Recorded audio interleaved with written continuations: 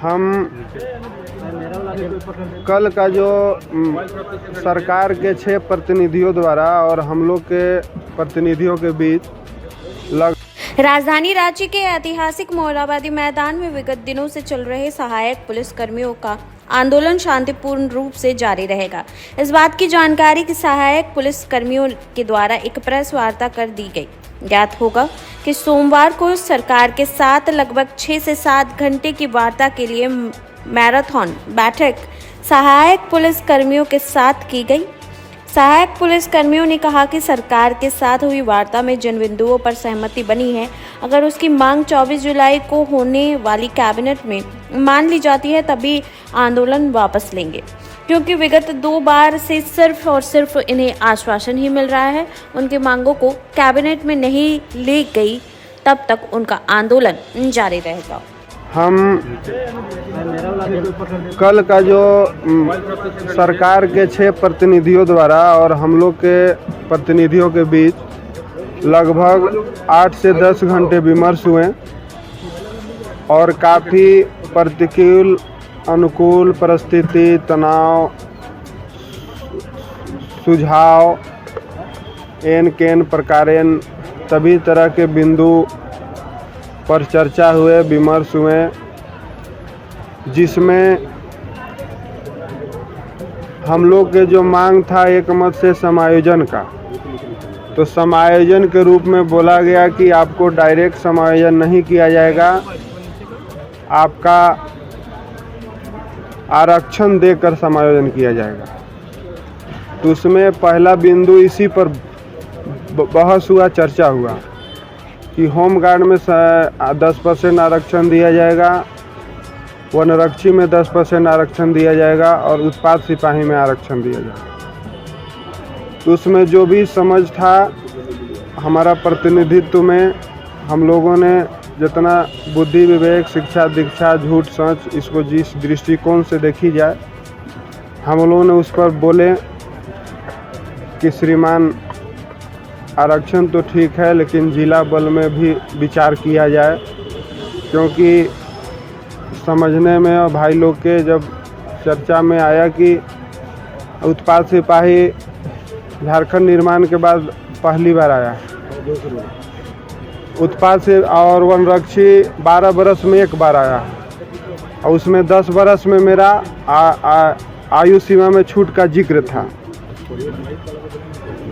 तो इस सहमति पर आगे बढ़े हम लोग।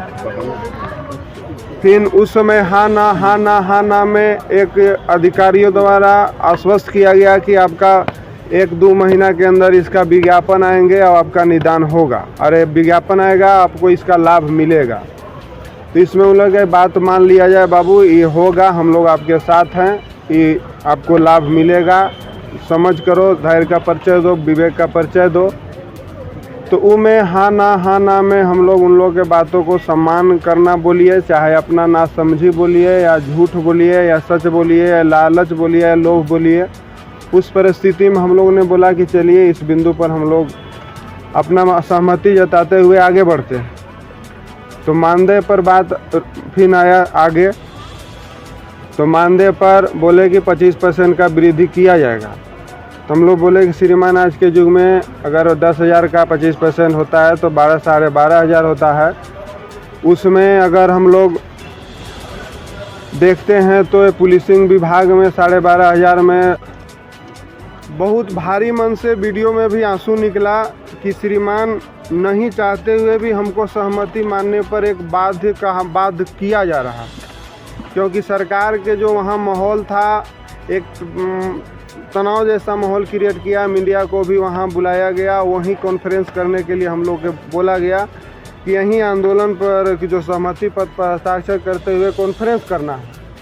तो हम लोग भी तत्कालीन जल्दीबाजी में फैसला लिए कि हाँ सर, अगर वैसा है तो हम करेंगे। अब इसको हमको झूठ समझा जाए, आरोप लगा जाए, गैर जिम्मेदाराना प्रतिनिधि पर सवाल तो खैर उठना स्वाभाविक है, क्योंकि वहाँ हम लोगों ने सहमति दी है। तो इसका कुल सारांश हुआ जब हम वहाँ से सहमति लेकर कॉन्फ्रेंस करके आए, भारी मन से आए, हम लोग के दिल से नहीं था, लेकिन हम मजबूरी में वहाँ बोले कि हम सहमति देते हैं। फिर मोराबादी में सभी एक लोकतांत्रिक देश में अपना डेमोक्रेटिक का परिचय देते हुए सभी भाइयों से हम लोगों ने बोला कि ऐसा ऐसा बात है, इसमें हमारी आप सहयोग करें। बड़े बड़े लोग से भी गलती सही होते हैं, हमसे भी हुआ होगा, तो उसमें बताया जाए कि हम अब क्या हैं और कहाँ हैं, क्यों हैं, कैसे हैं। तो बोला गया कि आपका जो भी पहल रहा सराहनीय रहा, लेकिन सरकार जिस तरह से 2020 में भी हमको बोलकर काम नहीं किया और 2021 में भी बोलकर काम नहीं किया, वहाँ भी मौखिक लिखित आश्वासन मिला और 2021 में भी मौखिक लिखित आश्वासन मिला, जिसमें काम नहीं होने से हम लोग के गहरा अविश्वास के भावना है और नहीं हो पा रहा है। तो इस तमाम रात में सभी भाइयों के सहमति से ऐसा निर्णय हुआ कि जो सहमति बना है उस पर हमारा जो 2 बार से धोखा मिला है उस संबंध में विश्वास करना मुश्किल है। इसलिए उस सहमति पर पुनर्विचार की मांग करता हूं और जो मानदेय है उस पर विशेष तौर पर पुनर्विचार की मांग करता हूं। तदुपरांत उसको हमें लाभान्वित इम्प्लीमेंट कैसे हो, हम एक जो अगला कैबिनेट हो उसमें मेरा पुनर्विचार के बाद अगला कैबिनेट में हमको पारित करके दिया जाए। उसके बाद हम आंदोलन को यहाँ से समाप्त करते हुए प्रस्थान करेंगे।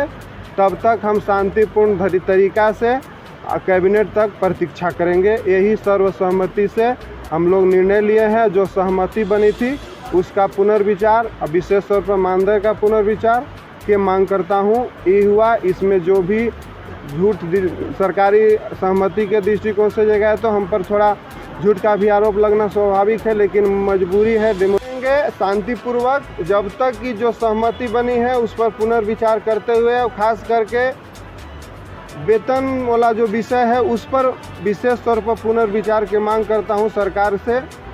तब तक उसके बाद कैबिनेट में पारित हो, फिर हम लोग बम पटाखा फोड़ेंगे, मिठाई खिलाएंगे और मोराबादी से घर जाएंगे। पास होती है तो क्या आप लोग मान जाएंगे? हम सरकार से रिक्वेस्ट पूर्वक आग्रह करते हैं, माननीय जो 6 माननीय विधायक बंधु थे, कि इस गांव गरीब नक्सल प्रभावित क्षेत्र के जो भी सहमति बनी है उसका मान सम्मान आपका है, लेकिन उनसे हम पुनर्विचार की मांग करते हैं। आरक्षण के रास्ते आप लोग के समायोजन की बात की जा रही है, इस पर आप लोग फैसला जो है सरकार के प्रतिनिधि को मान लिए हैं। समायोजन आप लोग का अहम मुद्दा था। उस सहमति पर मान लिए हैं, लेकिन एक बार हम लोग पुनर्विचार चाहते हैं।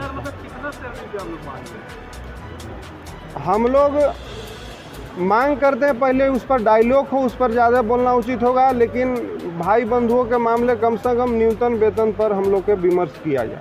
अभी क्या चाह रहे हैं?